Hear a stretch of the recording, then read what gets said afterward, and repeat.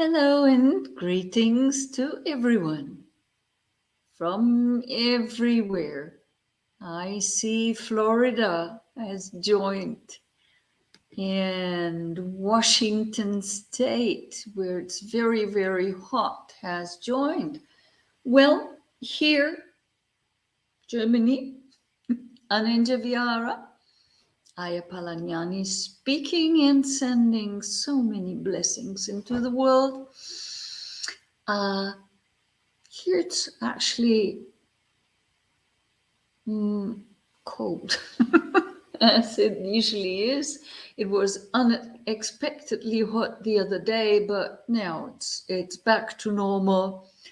It's not really cold. It's not winter yet, of course, but well, compared to other parts in Germany, here, well, but there's nothing to complain about, but because things are just as they are. And of course, we are trying, don't we? We are trying to take things as they are without complaining about them and without wanting them to change. Anyway, so I think I think I can just briefly tell that I am much better. Still getting so tired once in a while. That is after I do things, and but it's coming along. So I think there are quite some people already. Oh, greetings from Mexico, says somebody. Greetings to you. So, still, we do a few minutes. Yes. Charles Lee, me too. Yes. The other day, it's going up and down. It's really funny. And it's a proof of patience, I really have to say. Sometimes I am so stupid and dull. It's really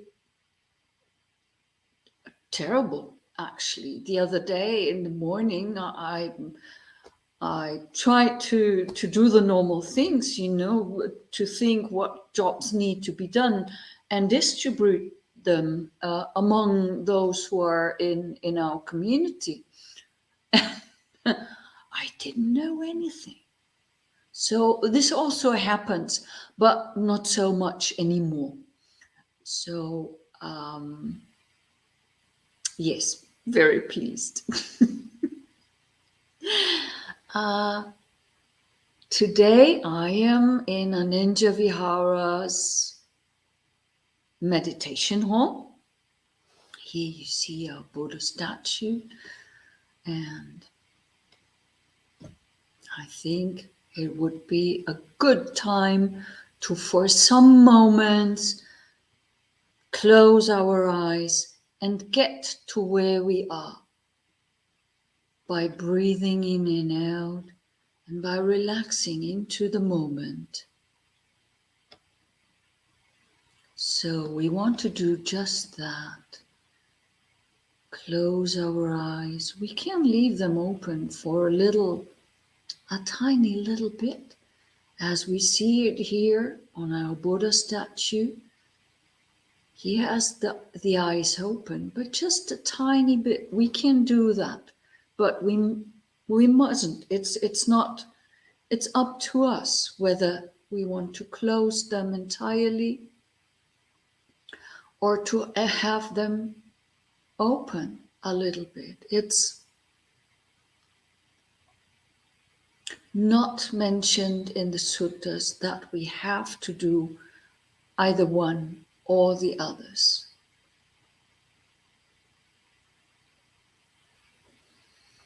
And we breathe in deep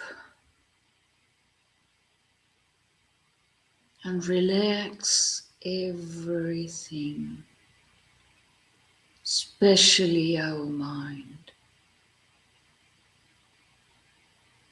And today, relaxing is a very, very important part of what we are going to talk about. So really try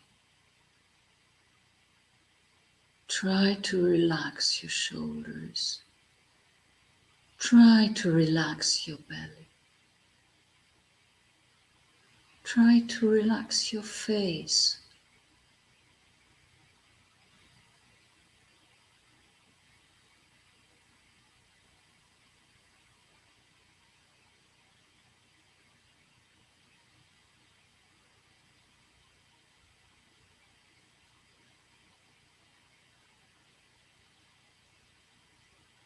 Try to relax all this because you don't want to have anything held back.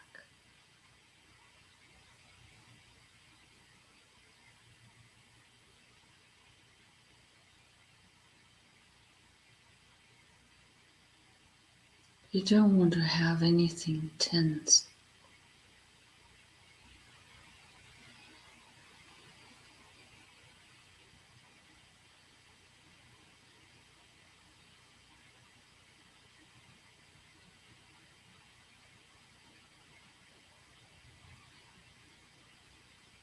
You just want to be relaxed and contented.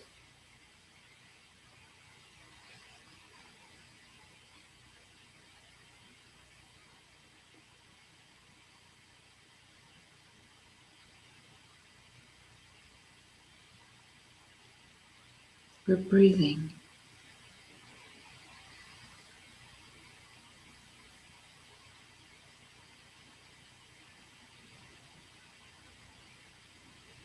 We're breathing all our monoxide. We're taking in dioxide. I think that's how it's called in English. Because this planet Earth is still so much so that we can benefit from what the trees are doing for us.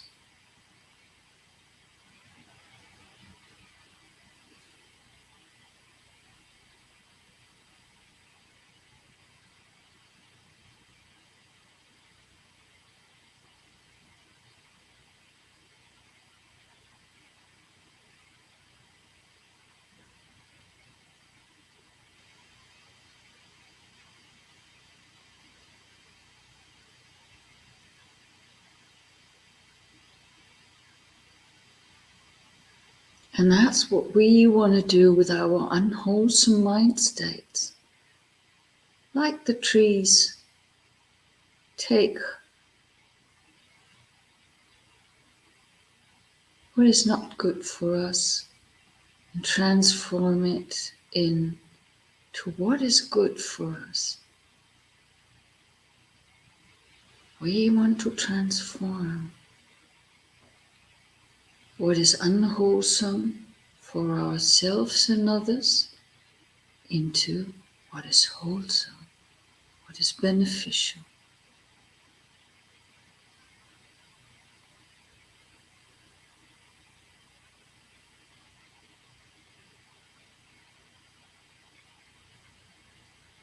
And relaxing is one step towards that.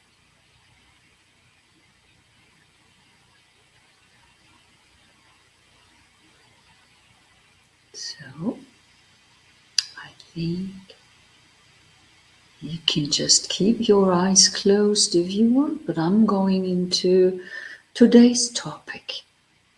Today's topic, you read it, Pahana. It's not as I wrote Pahana, but it's Pahana. The letting go, the giving up, the abandonment. Pahana. a wonderful thing to do. A wonderful thing to be able to do.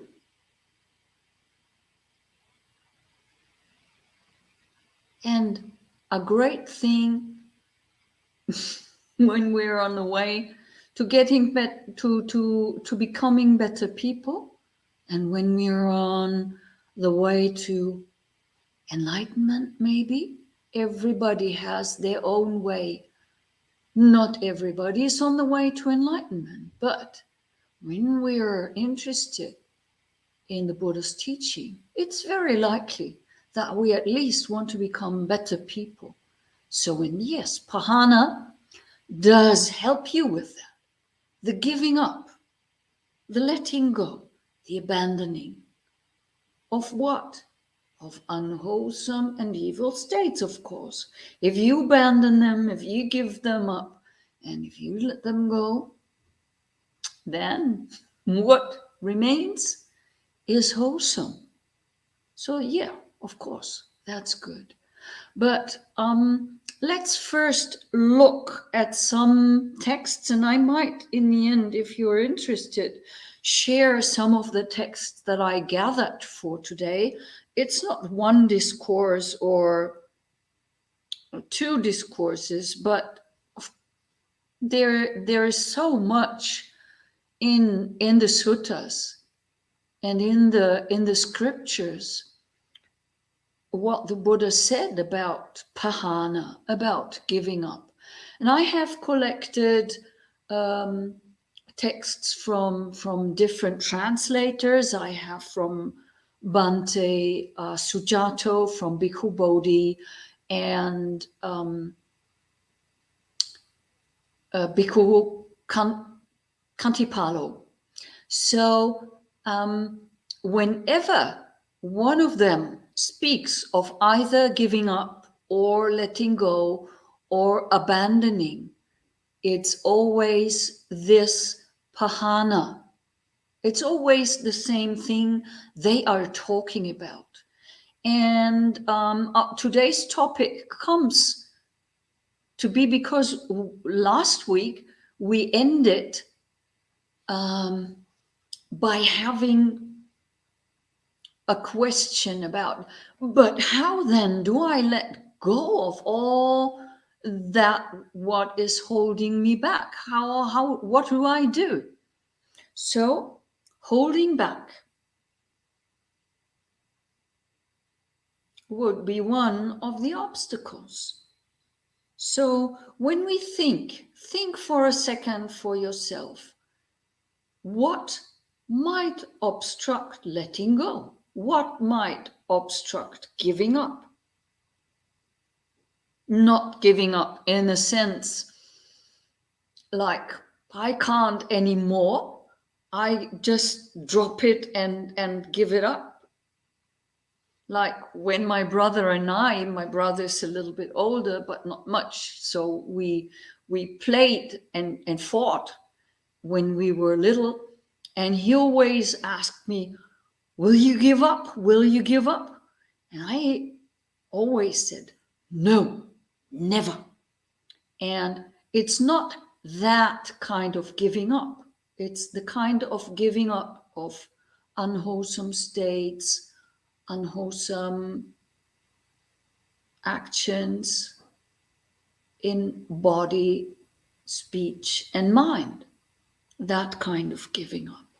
And not I let myself go and am not interested in wholesome anymore, which happens to a lot of people in depression or so. It's not that. It is about a conscious and understanding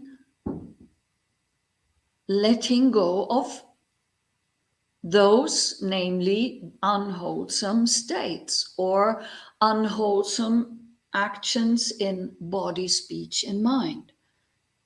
And it's not always the abandoning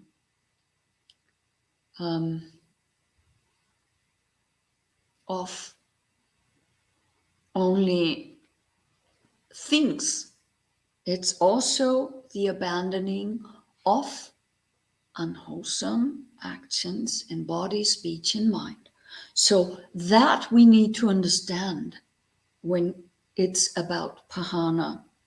So that gave you time to think a little bit about what Pahana, this letting go, is and what is its counterpart.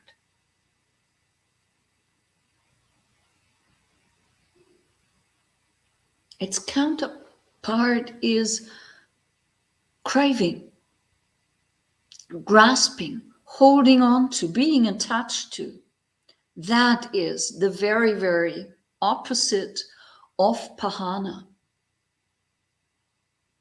So, upadana, tanha, all these not nice things that we always do, we're holding on to and we're craving.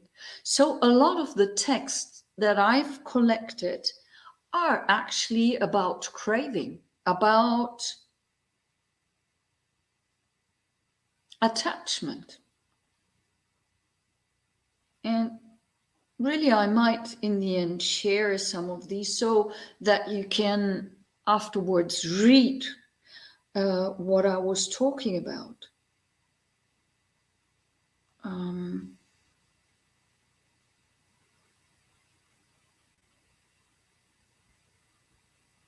The Buddha says, and I think this is in Bhante Sujato's translations, mendicants, when the perception of giving up is developed and cultivated, it is very fruitful and beneficial.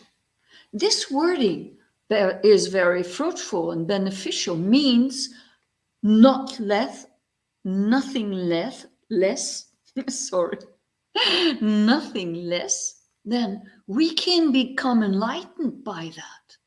We really can when we learn to give up, to let go. We really can become enlightened by that, by developing and cultivating it.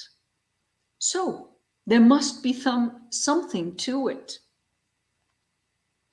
And there are so many beautiful texts about holding on, or very nice similes also. One simile occurs in various texts. One is the Sutta Nipata 4.4, 8 on the pure. And here,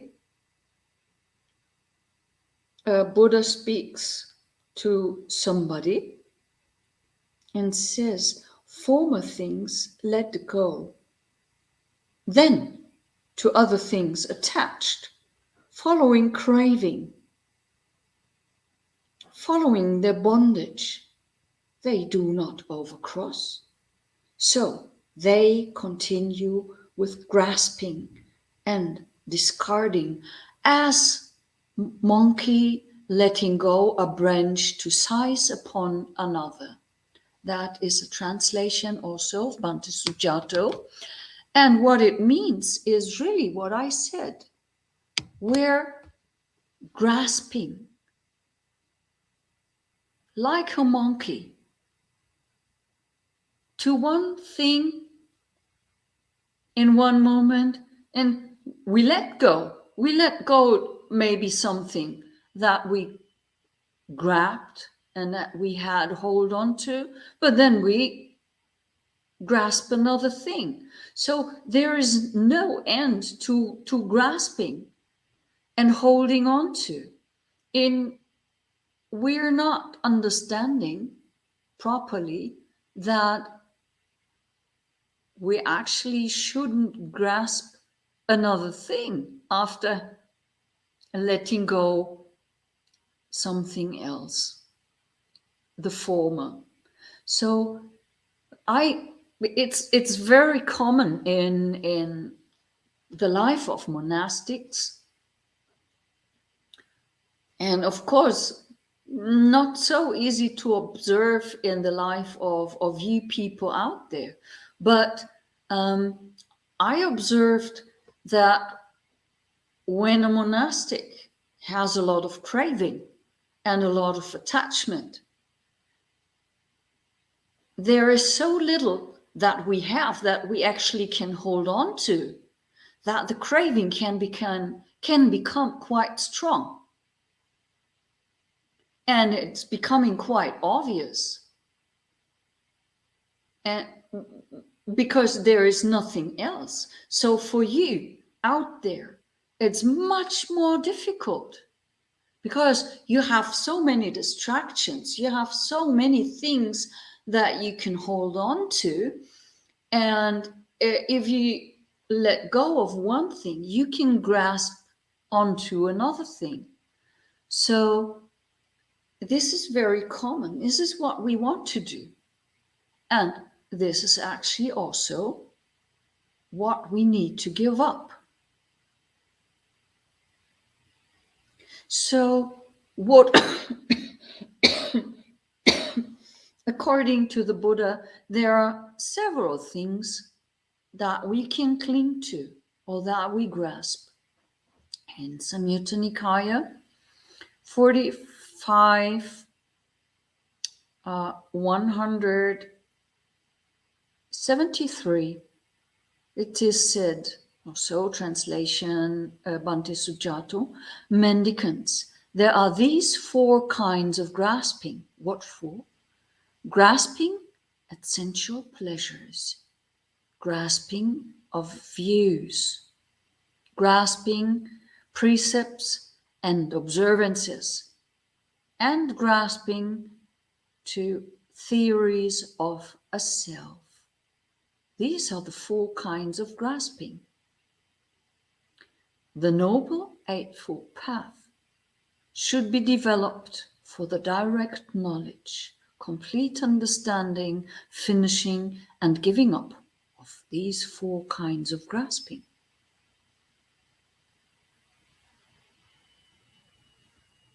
So, grasping to sensual pleasures, of course, that is what we all are very much up to.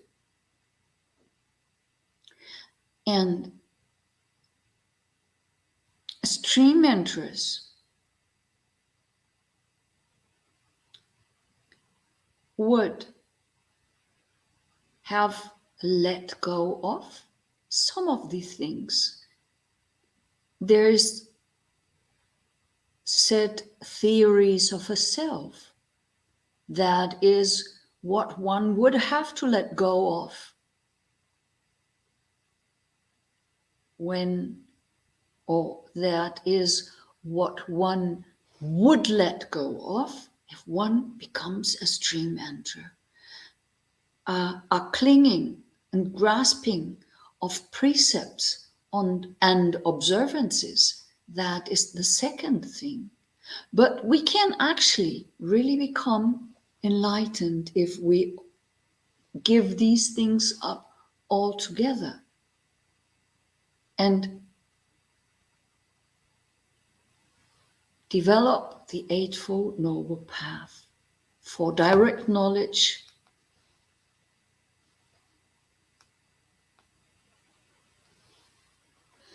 complete understanding, finishing.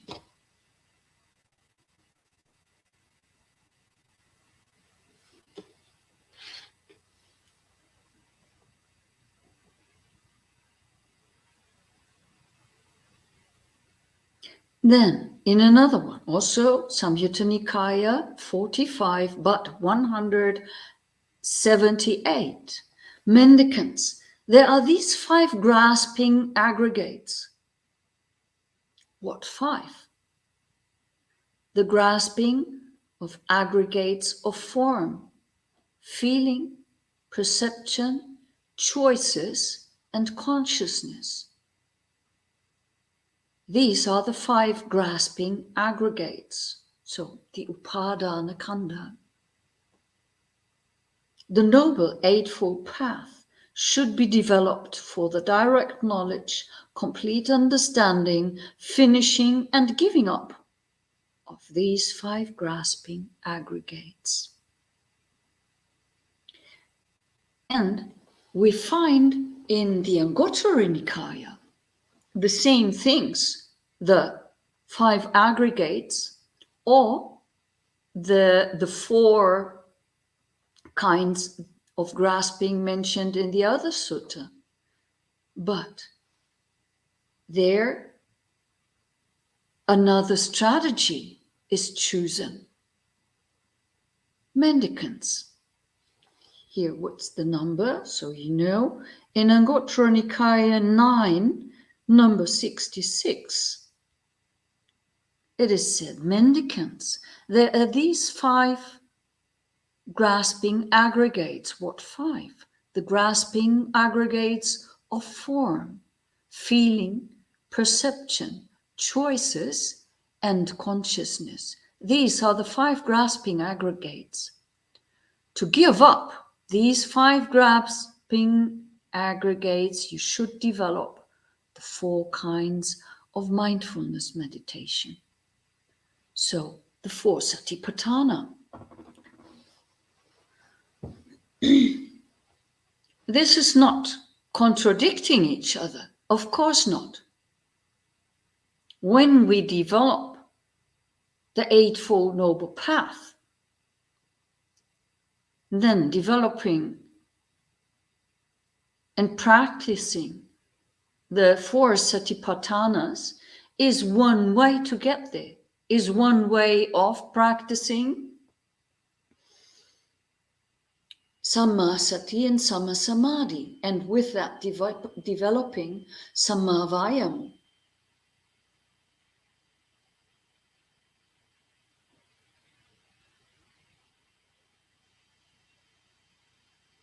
So now there are already some ideas how we can get rid of this grasping, how we can let go of. And of course, it's practice. It's all practice that we need to understand.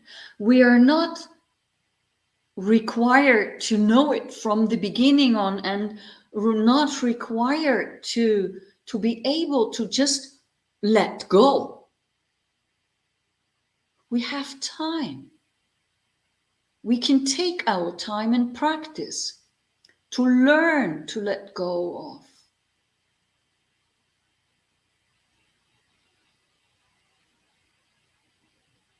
And sometimes I see people, being impatient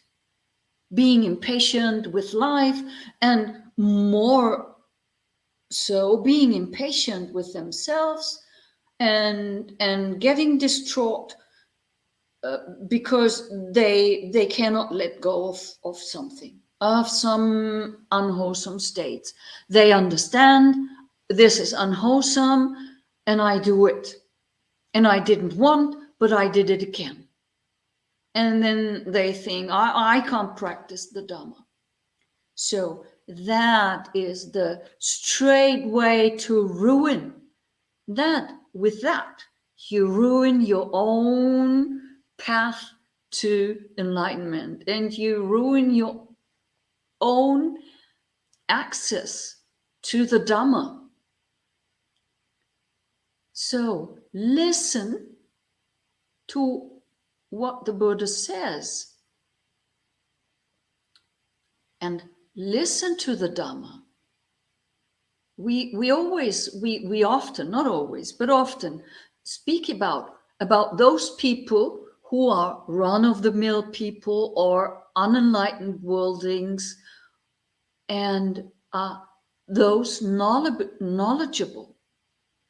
And when one is one uninstructed worldling, well, it doesn't matter. You can change that. If you fall into the category of being an unenlightened worldling or an uninstructed person, you are the one who can change it. By letting go, for example, of pride, and just listen to the Dhamma. Read the suttas, not the commentaries so much, but in again and again and again, read the suttas and open your heart to it. And don't think you must know it all right from the beginning. You know, I meet so many people who have had one good retreat and then go out in the world and want to teach and get very busy in forums and spreading their knowledge or half knowledge. And that is because of craving to what they just learned. And craving, wanting to be someone, wanting to do something important, wanting to make a difference, wanting to share the wonderful experience. But in fact, when you have a good experience in meditation or in life, it needs time to settle down. And it needs time to change. You need to give it room so that it can change and develop and becomes even more profound knowledge. So, until you are an arahant, don't hold on to your knowledge. I mean, I'm not an expert in letting go, I have to admit. Totally not.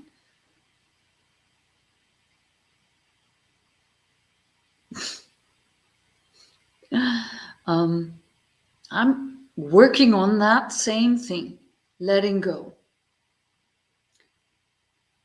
And there are several things that not being able to letting go causes. One thing the Buddha says is anxiety. Grasping and holding on to is causing anxiety. That is said in Samyutta Nikaya 22, number 7. And how does grasping lead to anxiety? It is when an uneducated, ordinary person has not seen the noble ones and is neither skilled nor trained in the teaching of the noble ones. They've not seen good persons and are neither skilled nor trained in the teaching of the good persons. They regard form as self, self as having form, form as having form as in self, or self in form. But that form of theirs decays and perishes, and consciousness latches on the perishing form. Anxiety occupies their mind, born of latching onto the perishing of form and originating in accordance with the natural principles. So they become frightened, worried, concerned, and anxious about it because of grasping. And this, in the same way, in regards feeling, regards perception, the choices that we make, and in regards to consciousness. What does that mean? So we think We are a self, we have a self, my soul maybe is in myself, or there is an entity outside of myself that created myself, or that is ruling by fate, or whatever we might think. There are so many theories out there that, and some theories we cling on to and others not. And well, these are views, and we have not let go of those views, so they are there. So now we get old, we get sick, and we die. That is what it is in terms of forms. What causes anxiety? The changes, the getting sick, and not knowing, are we getting well again? These things.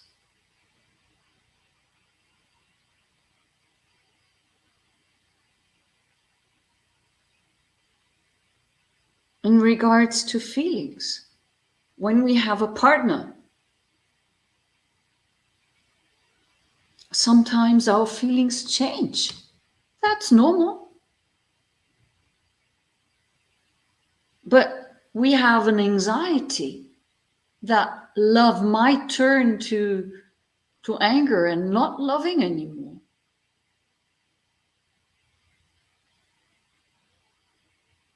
And that anxiety can become so strong that anxiety rules our lives and ruins it actually, instead of us building up trust, building up more love, more loving kindness. And then anxiety takes over. And we're grasping, we're holding on to old feelings and do not let new feelings arise. So when we grasp to an old love that we once felt when we maybe met that person or married that person, and it cannot transform itself into a deeper love because we cling to that old kind of love because of our anxiety and grasping. It cannot transform. It cannot grow. So we're the ones who keep it low. We're the ones who keep it in states that makes it kind of rotten, And then, even then, we don't want to let it go. We cling on to a rotten kind of feeling, which is, if you look at it from the outside, seems very, very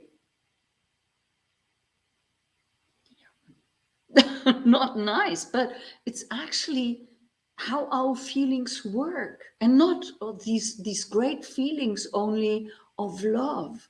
We're clinging to these things, and that lets them, that does take them the capacity to transform. And transformation doesn't need always to go down, but it might well be a transformation to the better, and we are the ones who decide where it goes. There are some comments already, but I'm not yet ready to go into the comments. So grasping causes anxiety, and anxiety causes us to cling even more.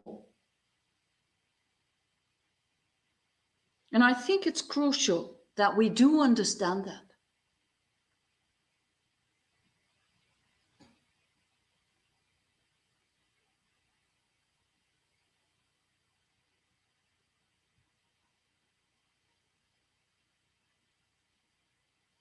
So now it says,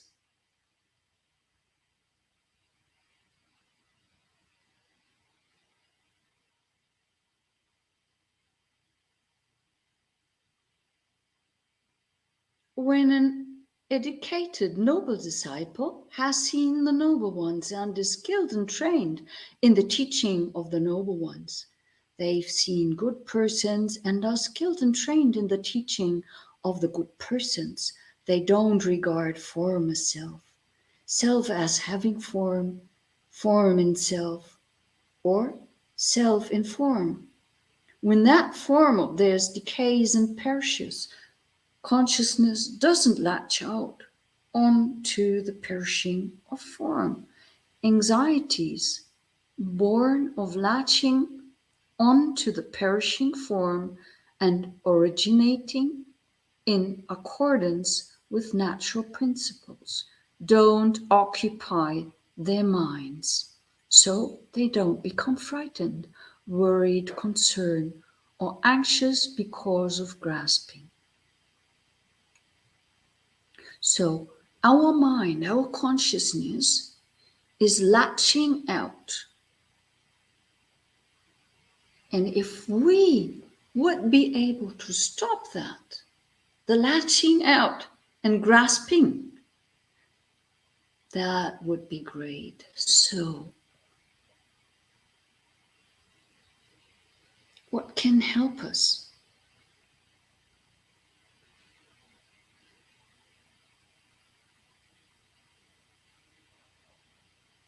What can help us maybe? One of the answers we do find in Samyutta Nikaya 2283. It's called Ananda. At Savatthi, there the Venerable Ananda addressed the bhikkhus thus: friends, bhikkhus. Friend, those bhikkhus replied, and the Venerable Ananda said this: friends, the Venerable Punna Mantani was very helpful to us when we were newly ordained. He exhorted us with the following exhortation: it is by clinging, Ananda, that the notion I am occurs, not without clinging. And by clinging to what does I am occur? Not without clinging. It is by clinging to form that I am occurs, not without clinging. It is by clinging to feeling, to perception, to volitional formations, to consciousness that I am occurs, not without clinging.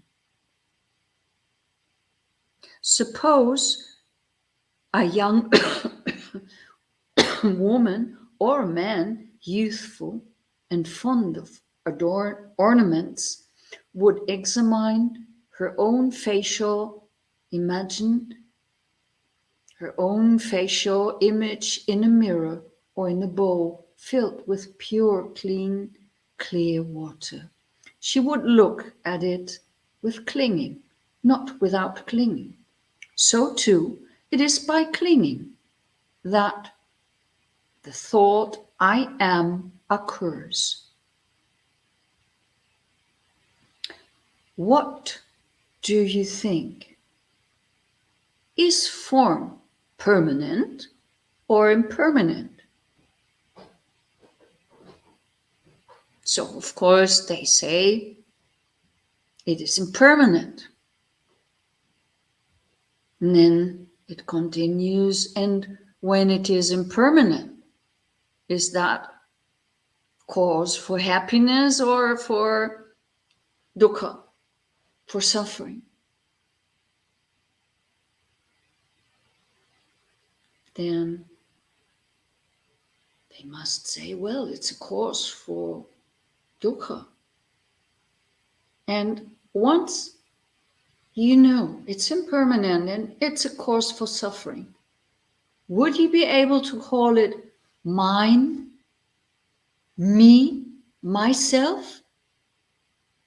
And the answer, in whatever sutta this occurs, whether that be in the Anattalakkhana Sutta, in this sutta, or in one of the many others where this part of the teaching occurs, it is always no, what is impermanent and cause for suffering is not worth clinging on to, and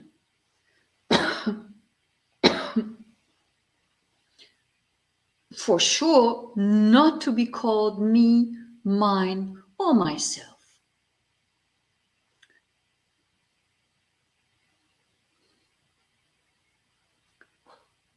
So we might understand that in theory, that these things are not mine, they are not myself, and there is no self, but we have not internalized it. We do understand only in theory.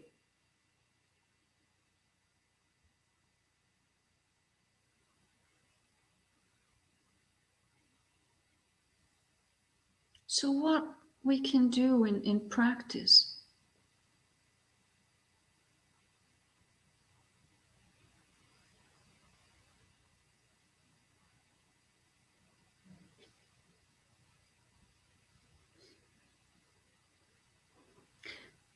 It's a lot of practice. It's a lot of being aware in the moment. Where do I cling? There is no such strategy or thing that would be easy to say, well, I just drop it. This is possible maybe in Zen stories. I'm not sure whether you know that Zen story. I might just tell it. There's a monk, or there's a person standing in a forest, and he's holding a pinchy fruit, a fruit that has a lot of thorns, a thorny fruit, holding in his hands, and is holding it tightly, really tightly, and screams in pain.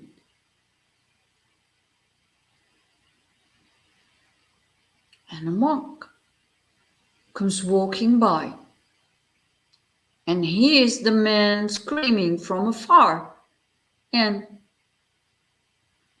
the monk goes to the man and asks, "Why are you screaming?" And the man says, "Here, look, I have that fruit in my hand, and it is so painful." And the monk says, "Well, let it go."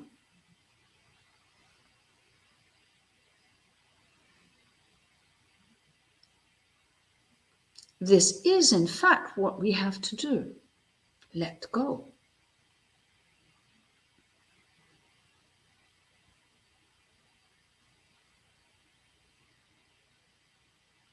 But most times, it's not so easy as in that story, as the monk suggests that. But as we open the hand to drop maybe a hot potato or a thorny fruit that hurts us,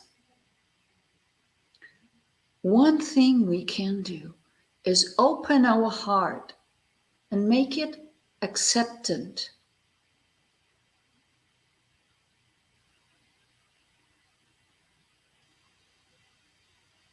I know we have talked about that earlier. And of course, you do not need to accept everything. But on the other hand, you need to be able to accept every little thing just as it is. And as soon as there is a wanting or a rejection, craving follows. Tanha follows. So to develop this open mind, this open heart that is able to accept things, we also have to accept the anxiety. Having an open heart can cause a tremendous amount of anxiety.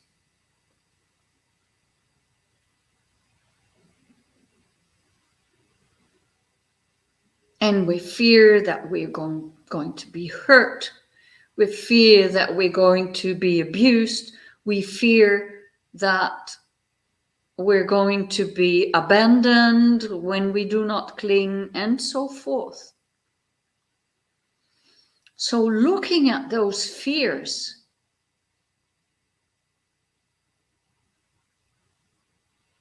and trying to work with them and trying to understand that it's most probably a fear that not necessarily comes true. And that whatever happens, we need to accept, because there's nothing to be done except accepting. So,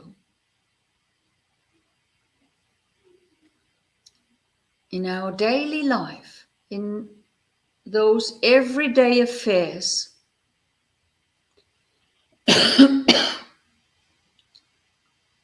we look at our behavior. Not like in a behavioral therapy. That's not what we do.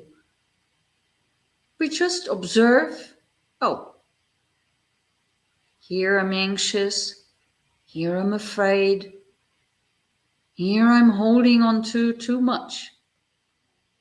And then that's what I recommend. We take it back to our cushion, these experiences that we had in daily life. And on our cushion, we can work it out.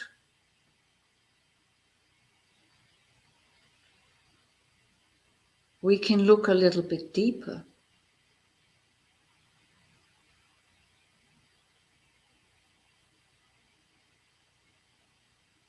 And try to learn to let go of those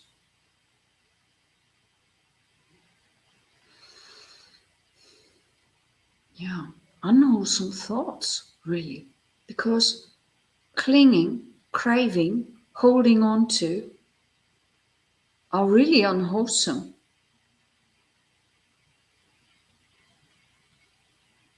So sitting on a meditation cushion and just relaxing and just letting things happen all around you. When the telephone rings, we don't react to it. We just relax and say, hearing, hearing, hearing. When there's an itch at the nose or on the head or a pain in the knee or whatsoever, we try to accept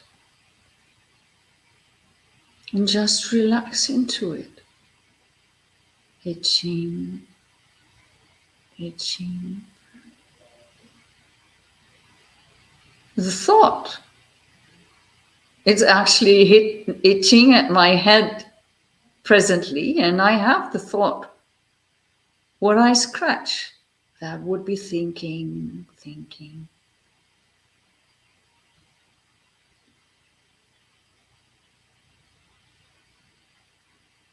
And now already the next thing has started to itch. So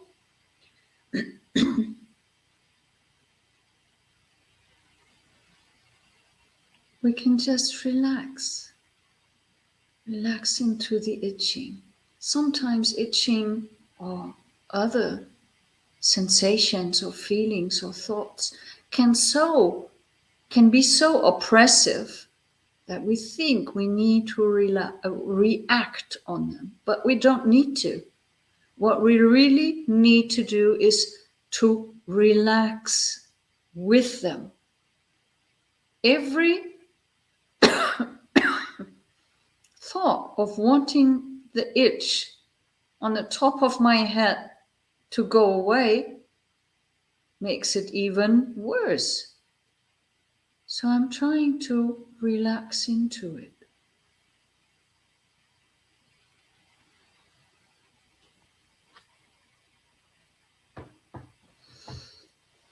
So now finally I can scratch here and there. Other than in the example. Now I'm going to see what we have here. Comments. I saw that there was Buddha Ruchi, for example, long time ago said something. We let go of picking and choosing food, things, weather, and so on. These are easy, at least try to do. But what of wars, violence, discrimination, human-generated climate? That's a very... it continues. Climate change. We want to end them. We hold on to the idea of ending them. May we review this again, please? Yes. So there is, of course, this picking and choosing and clinging on to, I need this food, I need this cream for my face, I need this whatsoever. But yeah, these worldly thing concerning the world we live in, and that makes it livable or not livable, that is a totally different story. And I don't think that it is clinging when we want no wars. I mean, that is our understanding of the Buddha's teaching, that we want to be harmless and we do want everybody else to be in peace. That is not so much, to start with, a clinging. When you start to fight for it, you're clinging to it.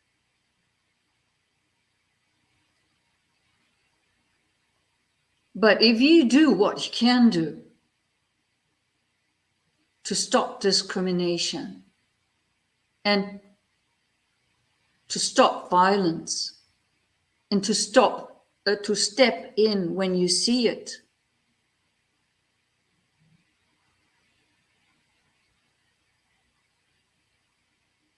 that is a different thing than clinging to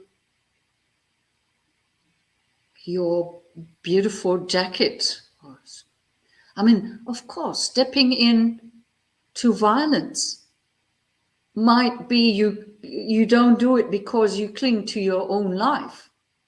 And there's the question, of course, to be asked, am I wise if I see people fighting not to step in and do something?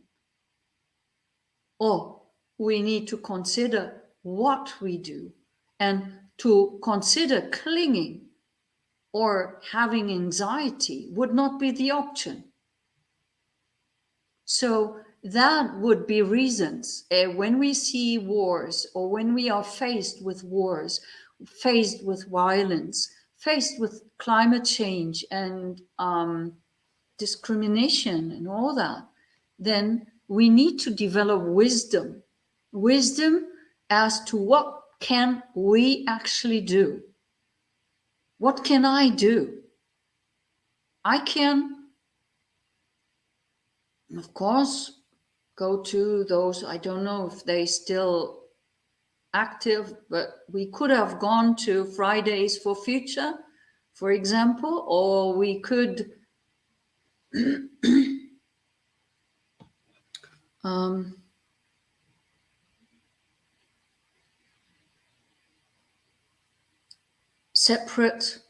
separate our waste.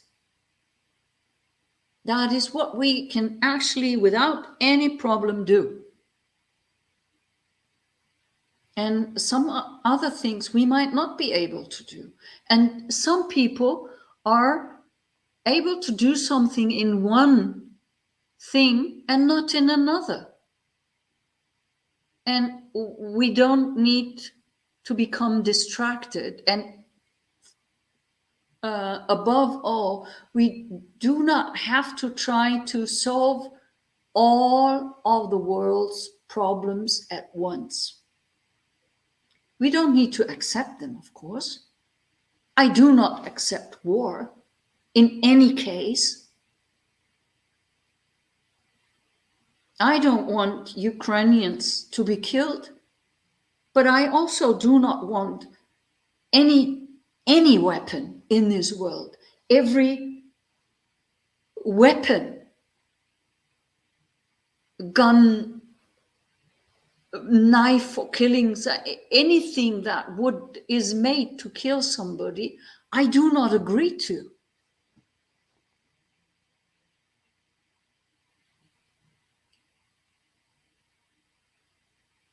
And I'm having that webpage, which would be in English Peacemaker, in German Friedensstifter, to express my idea that I want to make peace among people and countries and everybody and everything. But on the other hand, I know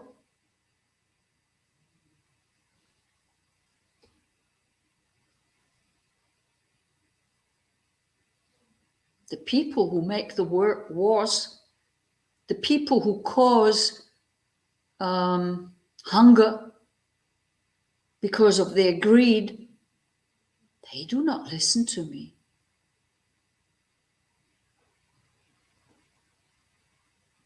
So I need to be wise to understand what I can do and what not. So then,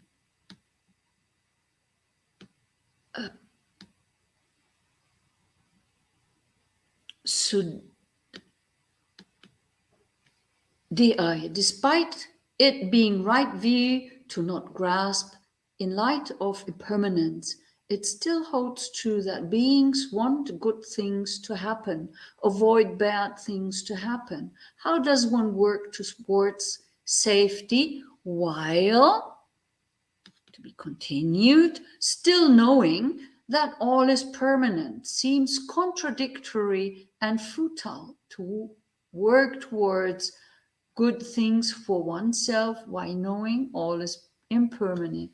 Oh, yeah, I can relate to that so much. And it seems to be contradictory that we want to make this place a better world for all that are coming after us, that we want to make peace for everybody. And on the other hand, we want everything is impermanent and suffering, and we shouldn't cling to it anyway. So yes. But I think if you think of the Brahma Viharas, loving kindness, compassion, empathetic joy, and equanimity, these are the keys for both, actually.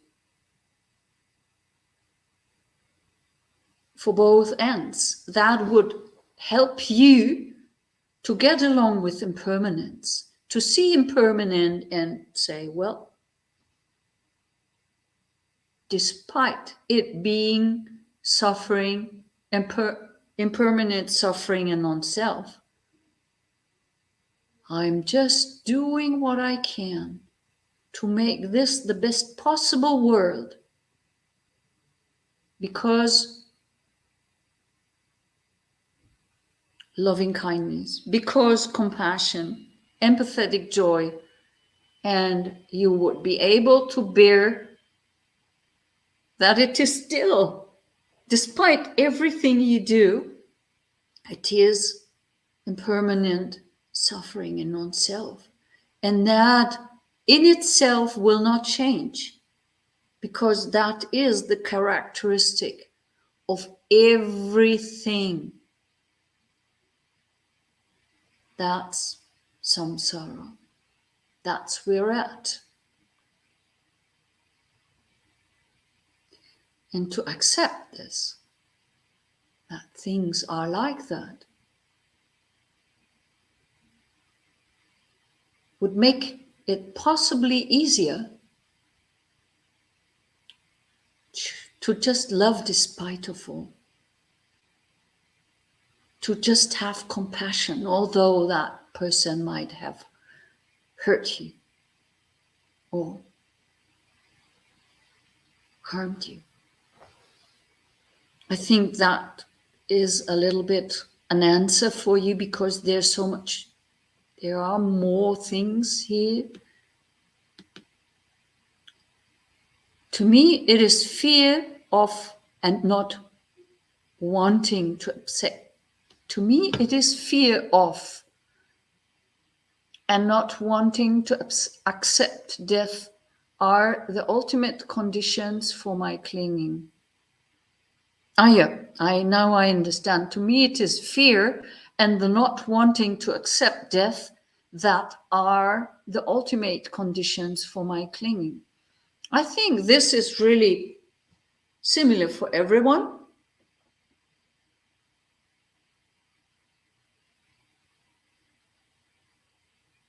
Not only for you.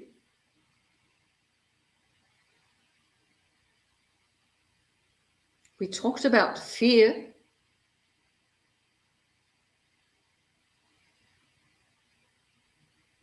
And beyond fear, when you breathe, breathing in and out and knowing the rising and the falling of your abdomen, or you knowing the standing when you're standing on the ground. Knowing the moment can help very much with the fear and with the not wanting of everything. We did speak about this already, but maybe it's time to talk about it again. So Dan has things to say. Ayya.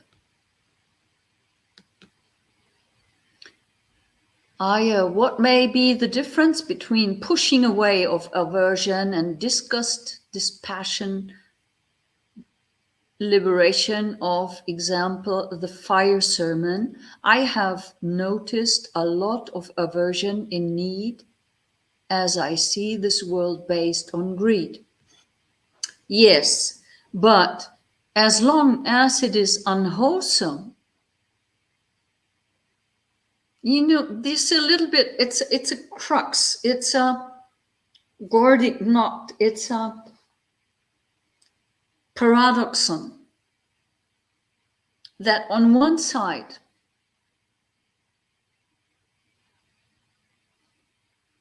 we need to understand fully and deeply suffering and impermanence and the non-self, which can make us so bad, so feeling so disgusted with the world, but you need to go beyond that. This is something that is called adinava jnana.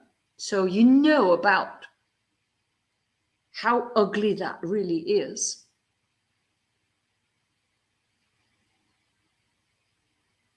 And then you start slowly but surely to develop a disgust. And you become disenchanted, which would then be nibbida jnana. You know,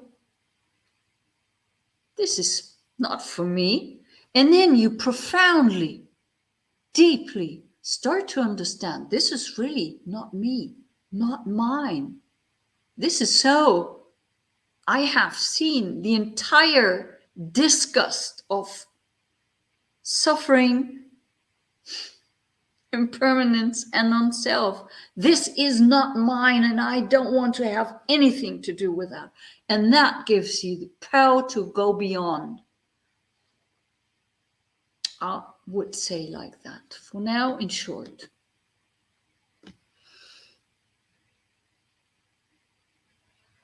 Oh yeah, that is the second part of the question, and I think in brief I did answer that. Okay, I think for today it's enough.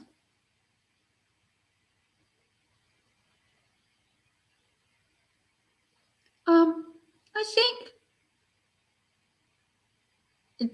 I do not know how to pronounce your name, but the last question, we might talk about that next week, whether it is odd to look at all the disgusting things, at death, at rotting corpses, and so on, to do our subhava practice. That might be a little bit interesting also, although I might not talk about it the entire hour, but we might talk about it. Okay, so be well, everyone. See you next week.